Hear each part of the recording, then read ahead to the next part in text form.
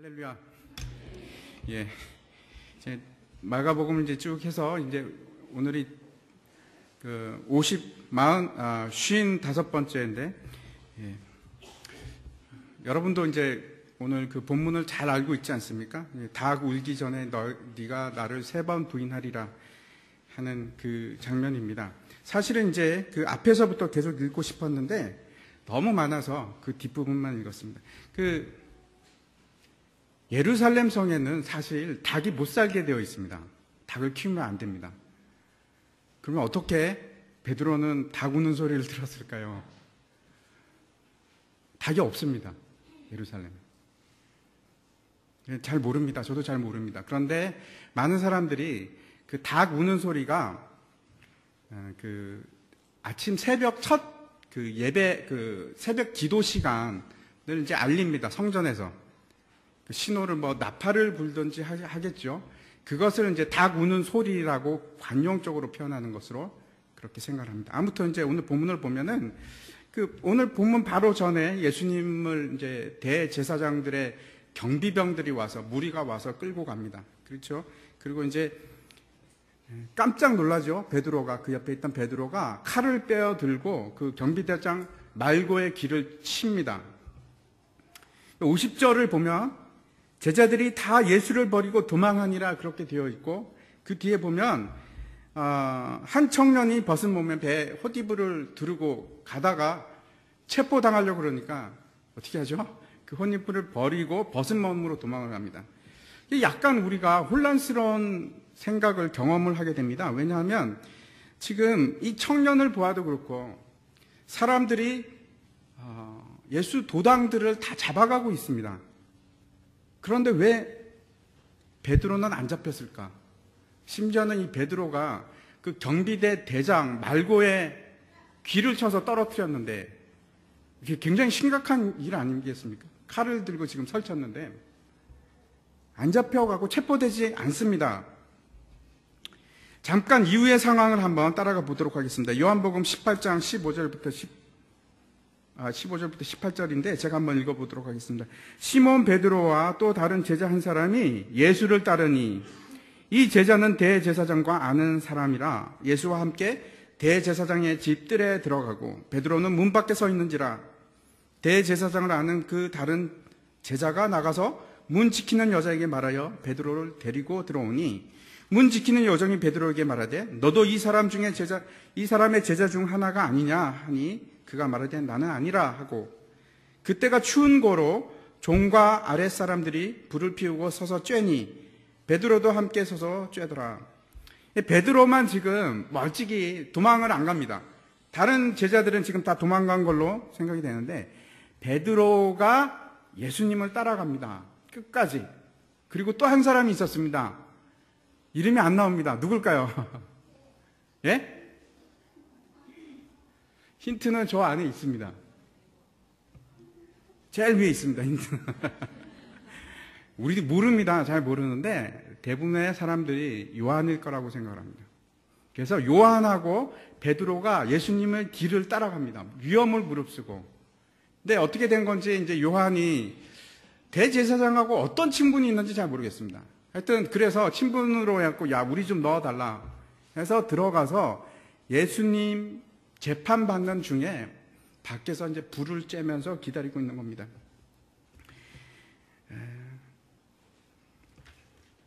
아무튼 베드로는 끝까지 예수님을 따라갔습니다. 그런데 왜 따라갔을까요? 따라간 이유가 있겠죠. 예수님을 너무 사랑하기 때문에. 마태복음에 그 답이 나와 있습니다. 평행 구절을 보면은 그 이유를 뭐라고 기록하고 있냐면 결말을 보려고라고 기록을 합니다. 일단 알 수 있는 것은 제자로서 예수님을 끝까지 버리지 않겠다 하는 것 이상으로 도대체 이 결말이 어떻게 날 것인가 알고 싶은 겁니다. 그래서 따라갔습니다. 여러분 그냥 베드로의 생각을 한번 우리가 지금 어떤 마음이었을까 혼란스럽지 않겠습니까? 모든 것을 다 버려두고 예수님을 따라갔습니다. 그런데 그 결말을 보지 않고 지금 어떻게 가운데 그만두겠습니까? 아무것도 할 수가 없는 겁니다. 주는 그리스도시요 살아계신 하나님의 아들이시니이다 라고 고백을 했던 사람인데, 지금 그 메시아가 아무런 힘도 없이 아무런 저항도 하지 않고 잡혀가고 있습니다. 물론 이제 예수님께서 나는 죽임을 당하고 3일 만에 부활하리라고 말씀을 했지만, 지금 상황에서는 이해할 수 없는 겁니다. 그 죽으리라 했던 일이 지금 눈앞에서 지금 현실로 드러나고 있는 겁니다. 정말 예수님은 죽으시는 건가? 그러면 나는 어떻게 해야지? 지금 이 사건이 일어난 때가 이제 6월절인데, 6월절은 우리 부활절이랑 비슷한 때입니다. 그러니까 지금 딱 요거보다 약간 더 지난 때인데 아직도 추울 때입니다. 그 대제사장의 집 안뜰에서 불을 쬐면서 모닥불이 탁탁탁 타 들어가는데, 그 불을 바라보면서 생각을 합니다. 야, 나는 어떡하지? 이 불을 바라보는 장면이 다시 이제 54절에서 껑충 뛰어서 66절, 오늘 이제 본문을 읽었는데 거기로 이제 들어갑니다. 그 사이에 재판 과정이 들어가 있습니다. 이제 재판 과정을 한번 볼 텐데, 예수님의 재판은 유대인에 의해서 먼저 치루어지고 그 다음에 로마인에게로 넘어갑니다. 로마의 법정으로 넘어갑니다. 그런데 그 절차가 모두 세 번 이렇게 돼 있습니다. 그 전에 또 나타나는 것이 네가 나를 3번 부인할 것이다 이렇게 얘기했는데, 이게 끝나고 나서 또 베드로가 3번 부인합니다. 3번이라는 것이 결국 어떤 일의 확정을 지금 분명하게 얘기하고 있는 겁니다. 이제 유태인의 재판은 처음 이제 요한복음을 따라가 보면 뭐부터 시작하냐면 안나스부터 시작합니다. 안나스도 역시 대제사장인데 당시에 증경 대제사장입니다. 그러니까 지금 현직에 있는 것은 아니고 물러난 상태입니다. 사실 원래 이제 대제사장들은 어떤 사람이 되냐면 학식도 많고 지식도 많고 그 다음에 이제 성품도 좋고 그 다음에 또 하나가 있습니다. 풍채가 좋아야 됩니다. 저는 죽었다 깨어나도 대제사장은 못 됩니다. 풍채가 없어서. 그래서 이제 수염도 이렇게 멋지게 기를 수 있고 이런 사람이 이제 대제사장이 되는데, 예수님 당시에는 그런 관례가 완전히 깨어집니다. 그리고 어떤 사람들이 대제사장이 되냐면 로마와 친한 사람들, 로마에게 잘 보인 사람들, 로마에게 끈이 닿고 또 뇌물을 주고 하는 사람들이 이제 대제사장이 됩니다. 근데 돈과 관계가 되니까 자주 바뀌는 겁니다. 로마가 그만둬 그러면 그만두는 겁니다. 로마도 이제 계속 돈을 벌어야죠. 한 사람이 오래 하면 돈이 안 되지 않습니까? 이제 빨리 자르면 또 다른 대제사장이 될 때 또 돈을 바치니까 자꾸 바뀌면서 돈 장사를 하는 겁니다. 그래서 대제사장이 굉장히 많습니다, 당시에. 아무튼 안나스가 이전 대제사장이었고 그곳으로 먼저 갑니다. 그리고 나서 안나스가 다시 가야바한테 넘깁니다. 가야바는 현 대제사장입니다. 그리고 나서 그 다음에 산헤드린 공회로 갑니다. 이것이 3번에 걸쳐서 일어나고, 또 산헤드린 공회에서 그 다음에 로마 법적으로 옮기는데 처음에 누구한테 가냐면 빌라도한테 갑니다. 헤롯에게 갑니다. 헤롯이 다시 빌라도에게 넘기고 빌라도가 다시 헤롯에게 넘깁니다. 그래서 3번 이렇게 단계가 시작이 됩니다. 결국 어떻게 됩니까? 빌라도가 성난 군중들에 굴복하고 예수님을 십자가형에 처하게 버려둡니다. 오늘 이제 본문에서 대제사장 무리들이 예수님을 도대체 어떻게 재판했는지 잠깐 보도록 하겠습니다. 이 그림에 나와 있는데 산헤드린 공회입니다. 산헤드린 공회는 모두 71명으로 되어 있습니다. 장로들이 24명이고 제사장들이 24명, 그리고 서기관이 22명으로 되어 있습니다. 제사장들은 주로 사두개인들입니다. 그리고 서기관은 바리새인들입니다. 이제 여당, 야당이 아주 약간 비슷하게 균형을 이루면서 되어 있고, 그 다음에 대제사장도 거기 포함됩니다. 그래서 70명 플러스 1을 해서 71명이 산헤드린 공회의 회원입니다. 제가 질문을 하나 드리겠습니다. 그 산헤드린 공회가 최고의 입법기관이고 최고의 이제 재판기관인데, 그러면 이 산헤드린은 로마와 상관없이 사람을 죽일 수 있을까요? 사형에 처할 수 있을까요? 처할 수 있다.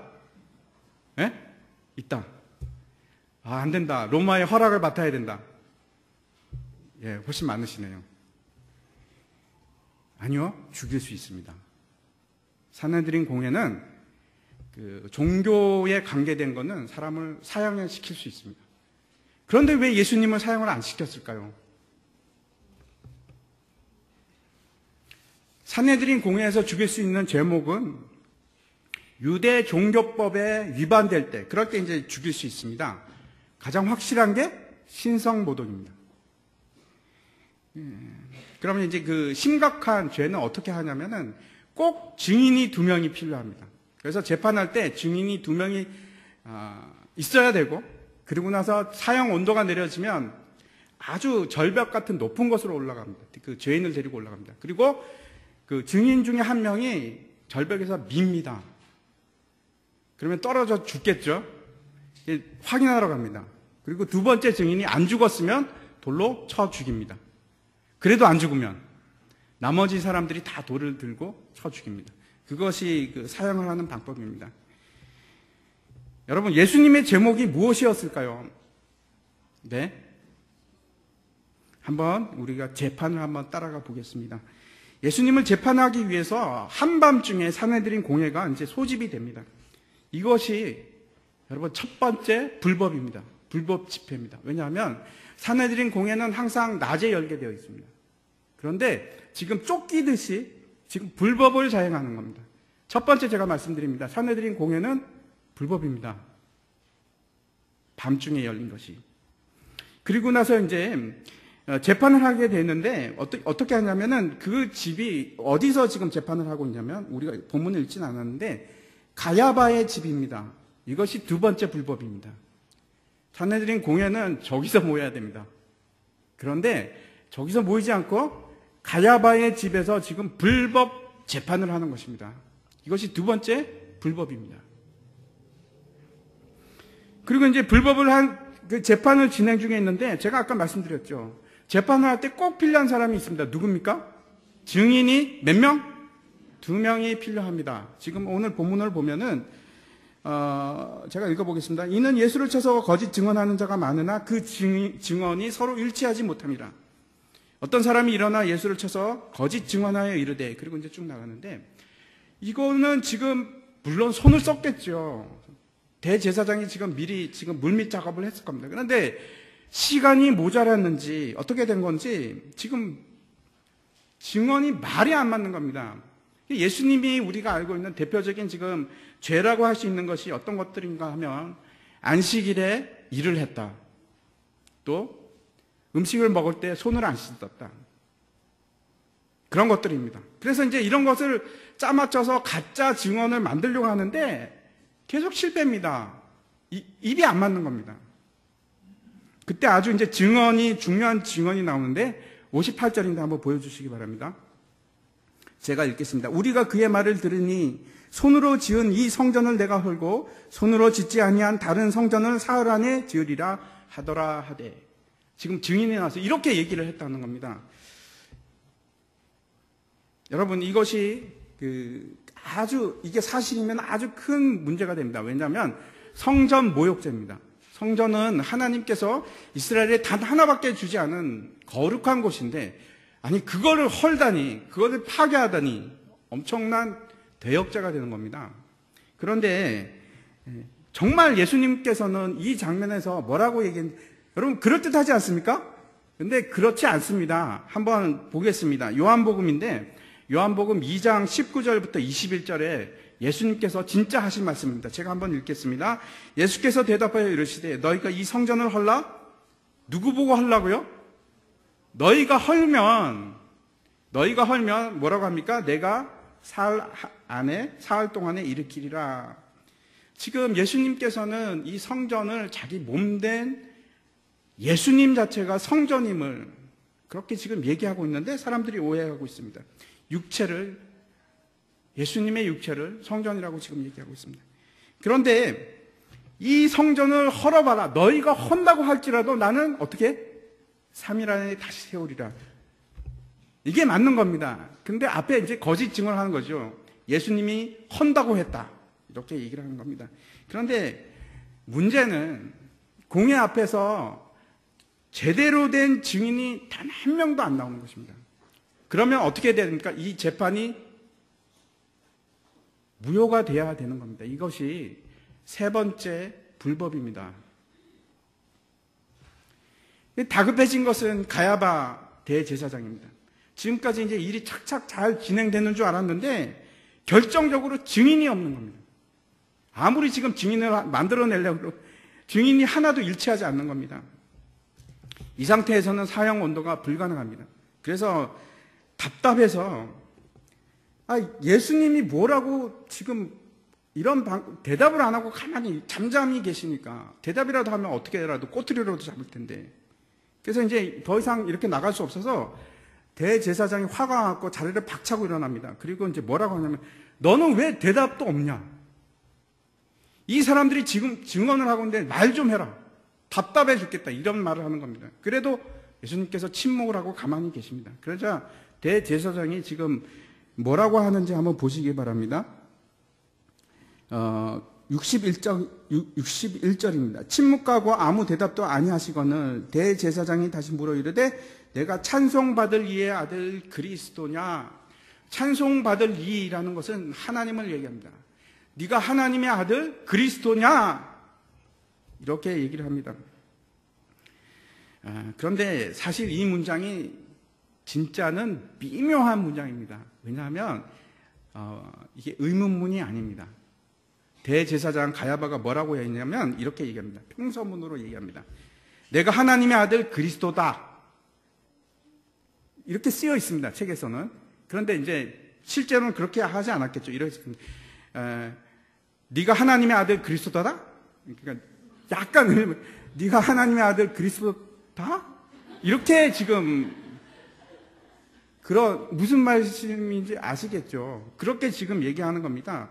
그랬더니 예수님께서 뭐라고 그러냐면 내가 그러다 이렇게 얘기를 하십니다. 제가 이 구절을 보면서 느끼는 것이 참 놀랍다. 하나님께서는 심지어 가야바, 지금 원수 중에 원수, 대제사장의 입을 통해서 예수님의 그리스도 되심, 메시아 되심을, 하나님의 아들 되심을 지금 얘기를 하는 겁니다. 놀랍지 않습니까? 이 사실 마가복음이 처음부터 끝까지 일관되게 지금 우리에게 계속해서 얘기하는 것이 있습니다. 한번 보시겠습니다. 1장 11절을 한번 보시면은 하늘로부터 소리가 나기를 너는 내 사랑하는 아들이라 내가 너를 기뻐하노라. 누가 말씀하냐면 하나님이 제일 처음 이 얘기. 너는 내 아들이라. 그리고 나서 좀 지나서 바로 누구의 입을 통해서 또 얘기를 하냐면 귀신의 입을 통해서 얘기합니다. 나사렛 예수여 우리가 당신과 무슨 상관이 있나이까? 우리를 멸하러 왔나이까? 나는 당신이 누구인 줄 아노니 하나님의 거룩한 자니이다. 누가 얘기하냐면 귀신이 얘기를 합니다. 그리고 가운데로 가면 그 가운데 또 있는데 4장에도 거라사 광인을 통해서 얘기를 하고 8장에 가서는 베드로의 입을 통해서 이 증언을 하게 합니다. 그리고 나서 9장에 가서는 변화산 사건에서 하나님이 다시 확인을 해줍니다. 그리고 더 신기한 것은 마지막 15장에 가면은 한번 보여주시기 바랍니다. 마가복음 15장에 가면은 예수를 향해서 섰던 백부장이 있습니다. 로마 사람입니다. 이 사람이 이제 사형 집행관입니다. 이 사람이 하는 얘기가 그렇게 순지심을 보고 이럴 때 이 사람은 진실로 하나님의 아들이었도다 하더라 이렇게 얘기하고 있습니다. 아무튼 너무도 이상하게 대제사장의 입을 통해서 귀신의 입을 통해서 로마 사람의 입을 통해서 베드로의 입을 통해서 주는 그리스도시고 하나님의 아들이심을 계속해서 증거하고 있습니다.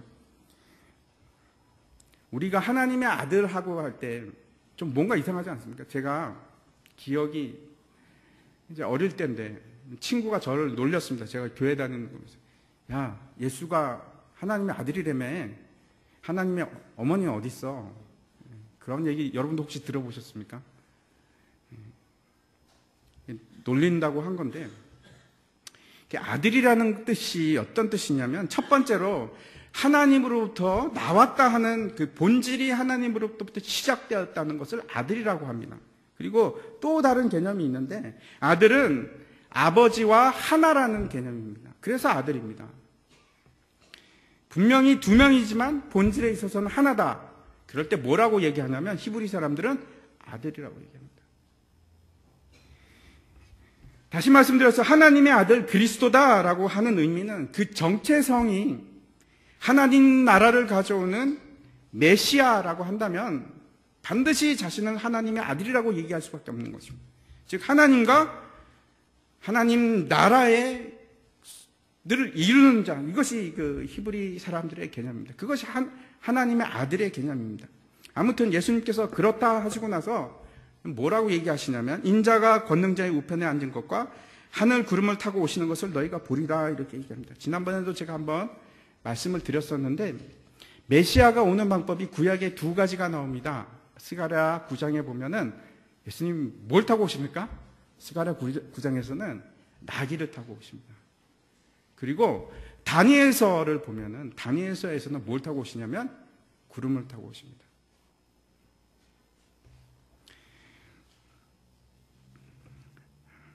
화평을 위해서 고난을 감수하고 화평을 위해서는 예수님께서 나귀를 타고 오시고 심판하시고 하나님 나라를 완성하기 위해서는 구름을 타고 오십니다. 사람들이 예수님이 두 번 올 줄 몰랐던 겁니다. 아무튼 이 인자가 구름을 타고 올 것이다 이렇게 얘기하는 것이 이 말이 결정타가 됩니다. 어떻게 하냐면 참기 어려운 신성모독죄가 되는 겁니다. 그래서 가야바가 드디어 증거를 잡았다. 속으로는 아마 기뻐했을 겁니다. 그러면서 어떻게 하냐면 자신의 옷을 찢습니다.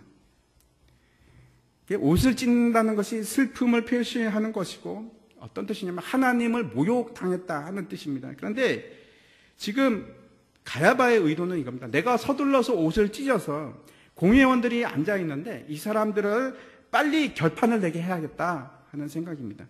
여기서 또 하나의 불법이 이루어집니다. 무언가 하면 대제사장은 절대로 옷을 찢으면 안 됩니다. 여기 이제 벌써 떴는데 출애굽기에 보면은 두 번째 질을 보면 두 어깨 사이에 머리 들어갈 구멍을 내고 그 주위에 갑옷깃같이 깃을 짜서 찢어지지 않게 하고 대제사장의 옷은 절대로 찢어지면 안 됩니다. 근데 지금 그걸 찢는 겁니다. 왜 그러냐 하면 대제사장은 기본적으로 하나님 나라에 속한 자입니다. 하나님 나라에는 죽음도 없고 슬픔도 없는 그런 곳입니다. 그것을 예표하는 사람이 대제사장인데 지금 슬픔을 표시하기 위해서 자기 옷을 찢는 겁니다. 왜 이런 짓을 하느냐 하면 공회원들의 지지를 얻기 위해서. 아무튼 이 죄를 이제 신성모독으로 해서 신성모독은 물론 사내들인 공회에서 사형을 시킬 수가 있습니다. 하지만 한 가지 더 절차가 남아 있습니다. 마지막 절차가 뭐냐면 투표를 해야 됩니다. 그냥 죽이는 것이 아니고 투표를 해서 적어도 2표 차로 이겨야 됩니다. 그래서 여러분 현행범으로 몰고 갑니다. 지금 증인이 있습니까? 없습니까? 없습니다. 불법으로 지금 밤에 자행을 해서 불법 장소에서 증인도 없이 가야바가 지금 독단적으로 처리를 하고 있는데 투표 결과가 어떻게 나왔겠습니까? 여러분 한번 맞춰보십시오. 부결이 됐을까요? 아니면은 승인이 났을까요? 가결이 되었을까요? 가결되었다. 예? 잘 모르시겠습니까? 예수님이 이겼다, 가야바가 이겼다. 누가 이겼을 것 같습니까? 예? 부결이 난 겁니다. 만약에 가결이 됐으면 빌라도의 법정으로 갈 필요가 없습니다. 그래서 지금 불법이 자행이 되고 하나님께서 그 불법을 지금 너무나 재밌는 것은 하나님이 우리에게 이 재판은 무효다라고 얘기를 하는 거예요. 예수님은 정식 재판에서 제대로 된 재판을 받고 돌아가신 것이 아니고 불법 재판에서 억지로 사형 언도를 받는 겁니다. 이런 재판이 진행되는 동안에 밖에서 이제 추위에 떨면서 베드로가 불빛을 쬐고 있습니다. 한번 생각해 보시기 바랍니다. 바로 몇 시간 전에 칼을 빼들고 그 혈기왕성하게 내가 다 죽여버릴 거야. 그런 베드로입니다. 그런데 지금은 모든 가치관이 다 무너지고 이제 앞도 보이지 않고 어떻게 해야 될지도 모르겠고 내가 무엇을 붙들어야 되지? 그러고 있는 겁니다. 이때 대제사장의 여종이 하나가 옵니다. 그 여종이라는 것은 노예를 얘기하는 것인데 소녀입니다. 소녀. 어린 여자애가 하나가 옵니다. 그리고 나서 뭐라고 하냐면 너도 나사렛 예수와 함께 있었다 이렇게 얘기를 합니다. 그 혈기왕성하고 그 용감하고 베드로가 죽음 불사 내가 죽을지언정 예수님을 따라가겠습니다. 그렇게 했던 자가 지금 그 비자 여종 하나의 말에 완전히 무너집니다.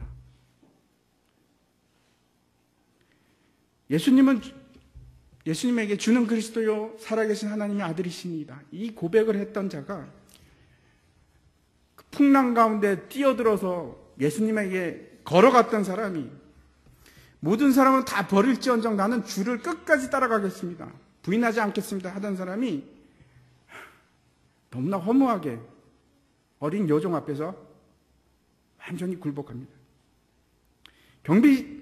한번 대조해서 한번 생각해 보십시오. 경비대장한테는 칼을 빼들었는데 그 어린 꼬마 소녀 앞에서 철저하게 무너집니다. 그것이 한 번이 아닙니다. 여종이 그를 보고 이 사람은 그 도당이라 또 부인을 합니다. 그리고 또 어쩌면 이 베드로의 말투가 갈릴리 사람이었기 때문에 알아챘는지도 모르겠습니다. 이 사람도 그 도당이라. 완전히 부인을 하는데 세 번째는 뭐라고 하냐면 심지어는 이렇게 합니다. 저주하면서 내가 맹세하는데 내가 죽으면 죽었지 절대 나는 그 도당이 안 된다. 예수님 모른다. 내가 저주를 받아 죽어도 싸다. 만약에 내가 거짓말했으면 그럼 맹세를 합니다. 이렇게 맹세를 하는데 참 결정적인 타이밍에 어떤 일이 벌어지냐면 예수님이 나오시는 겁니다. 그래갖고 잡혀가시면서 뒤로 이렇게 돌아보는데 베드로랑 눈이 마주칩니다. 그리고 다구는 소리가 나는 겁니다. 베드로가 밖으로 나가서 통곡을 하죠. 여러분, 우리도 그 도당입니다. 예수의 도당들.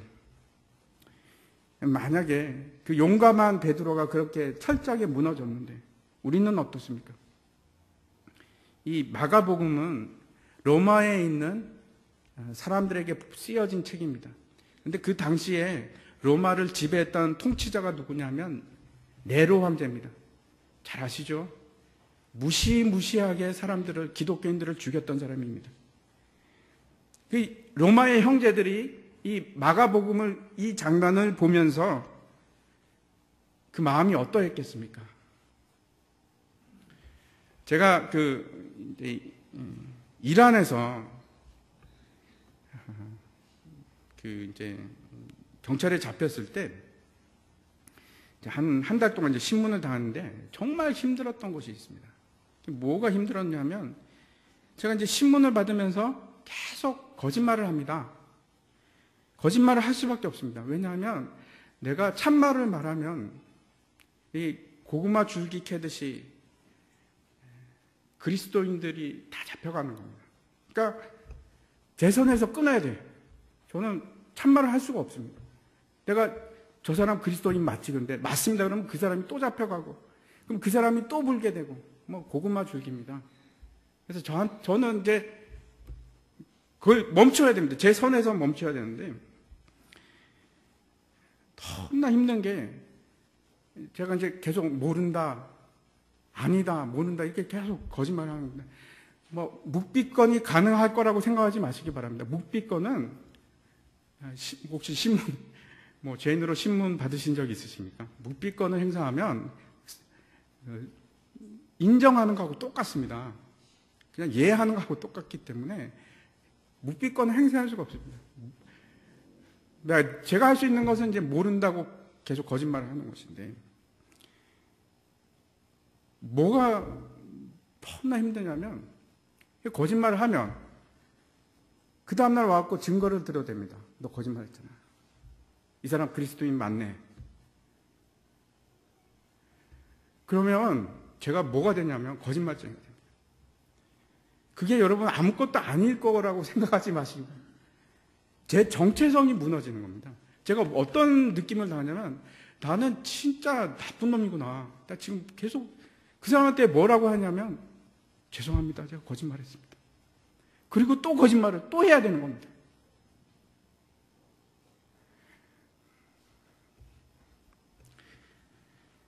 그거를 하다 보니까 어떤 생각이 드냐면 그게 이제 수사 기법 중에 하나인 것 같습니다. 근데 저는 제 자아가 없어져 버려요. 그게 얼마나 힘든지 아십니까? 그러니까 나는 바본가? 내 속으로 너무나 비참한 겁니다.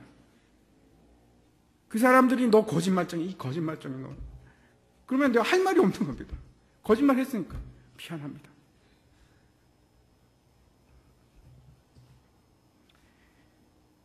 그 똑같은 상황, 지금 그 정황적인 것은 틀리지만 베드로의 상황이 바로 이겁니다. 지금 거짓말을 했는데 예수님을 보게 된 겁니다.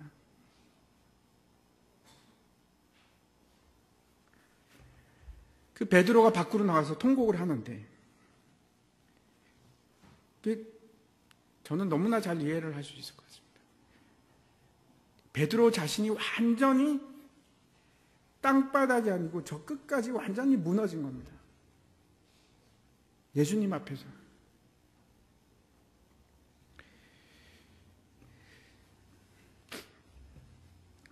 그 나중에 이제 베드로가 갈릴리 해변가에 가서 예수님을 만나게 됩니다. 여러분 기억나십니까? 베드로가 어떻게 했는지? 예수님을 가서 해명을 하려고 그랬는지, 어떻게 했는지. 그 배가 해안가에 닿기도 전에 물속에 뛰어들어서 예수님한테 달려갑니다. 그리고 둘이서 오랫동안 얘기를 했습니다. 무슨 얘기를 했는지 모르겠습니다. 천국 가면 한번 물어보시기 바랍니다. 그때 무슨 얘기를 했는지. 옛날에는 제가 이 베드로의 부인 장면을 보면서 그렇게 생각합니다. 왜 베드로가 왜 그랬을까? 하지만 지금은 어떻게 생각하냐면 베드로에게 이 과정이 필요했구나. 철저하게 무너지는 과정이 필요했구나. 그가 그렇지 않았으면 하나님의 사람으로 주님의 일들을 그렇게 놀라운 일들을 할 수 있었을까? 오늘 재판 과정도 마찬가지입니다. 곳곳에 하나님의 섭리가 보여지고 있고 곳곳에 하나님의 선하심과 하나님의 높으신 뜻이 계속 드러납니다. 하나님께서는 이 고난의 과정 속에서도 하나님은 주인공이시고 하나님께서 이 역사를 이끌고 계십니다. 베드로가 그 여자 종, 가장 비천하고 가장 힘없는 그 여자 종 앞에서 굴복을 당하고 처참하게 무너지지 않았으면 끝까지 하나님을 의지할 수 있었을까? 자기의 힘을 믿었겠죠. 그렇게 생각이 됩니다. 자신을 의지하면서 끝까지 그렇게 나아갔을지도 모르겠습니다.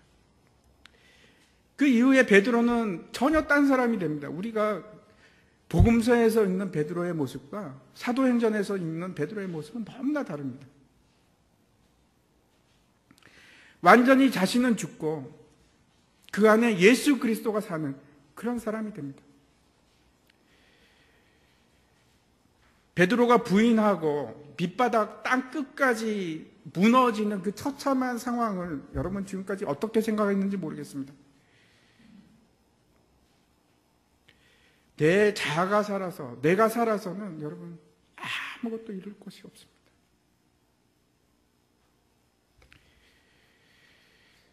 베드로는 자신이 완전히 죽는 경험을 했습니다. 그리고 그때부터 자신의 삶을 사는 것이 아니고 예수 그리스도의 삶을 살기 시작했습니다. 요한복음 21장 18절인데 한번 보여주시기 바랍니다.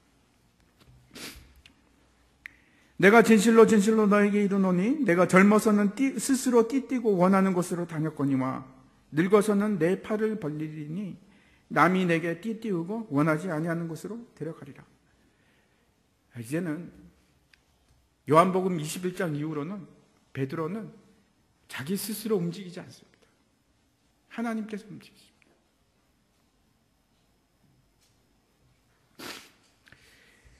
그 베드로와 같이 자신의 완전한 죽음을 인간적으로 보면은 너무나 힘들고 어떻게 그런 창피스러운 일을 당할 수 있을까? 라고 생각할지 모르겠지만 그 경험이 오히려 복입니다. 자신의 죽음이 얼마나 귀한 복인지 모르겠습니다. 강함은 약함으로부터 나옵니다. 마지막으로 그 삼손이 말했던 수수께끼가 있는데 여러분 기억나십니까? 삼손이 그 블레셋 사람들에게 냈던 수수께끼입니다. 먹는 자에게서 먹는 것이 나오고 강한 자에게서 단 것이 나왔느니라. 저 얘기는 그 사자가 죽었는데 나중에 가서 보니까 사자 뱃속에서 꿀벌들이 거기 둥지를 트고 거기 이제 그 통을 만들어 가지고 거기서 꿀이 나오는 겁니다. 그래서 저런 그 수수께끼를 냈는데 제가 오랫동안 그 의문이었습니다. 저게 도대체 무슨 뜻일까? 물론 이해는 갑니다. 먹는 자, 강한 자는 세상에서 먹는 자, 육식 동물을 얘기하는 거죠. 강한 자, 사자입니다. 그 다음에 먹는 것 중에서 제일 단 것은 뭡니까? 꿀이죠.